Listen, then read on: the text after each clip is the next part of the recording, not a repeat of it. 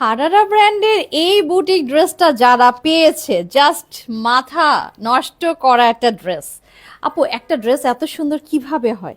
অনেক আপুরে আমাকে এই কথা বলেছে, এত সুন্দর। হ্যাঁ, আমি কিন্তু একদম লো লাইটে এটা করছি যাতে অরিজিনাল কালারটা আপনারা বুঝতে পারেন। কালারের টেক্সচারটা দেখেন আপু, জাস্ট মনটা ভালো হয়ে যাবে যে কালার টেক্সচার এত সুন্দর।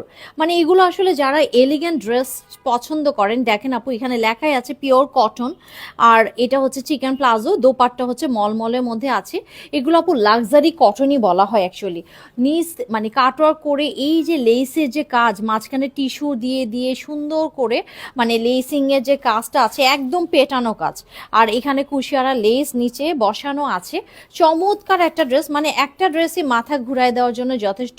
ব্যাক পার্টে দেখুন কালার কম্বিনেশনটা জাস্ট দেখেন, মানে আপনাদের না এত ভালো লাগবে আপু, বিশ্বাস করেন। এই টাইপের ড্রেস অনেক আপুরে চান, শুধু ঈদে কেন, একটা মানে পছন্দের মতন একটা প্রোগ্রামে যে একটা জায়গায় আপনি অ্যাটেন্ড করতে চাইলেও কিন্তু ড্রেসগুলো নিয়ে সুন্দর করে অ্যাটেন্ড করতে পারবেন। দেখেন ওড়নাটা কি সুন্দর, মানে সিম্পলি কিছু গর্জিয়াস ড্রেস আছে না, ঠিক সেই রকম লেসিং করা আছে, খুবই চমৎকার। কালার কন্ট্রাস্টটা জাস্ট দেখেন আপু, আসলেই মাথাটা খারাপ হয়ে যাবে। ব্র্যান্ডেড ড্রেস, এটা কখনই কোনো রকম রেপ্লিকা নকল কিছুই হবে না।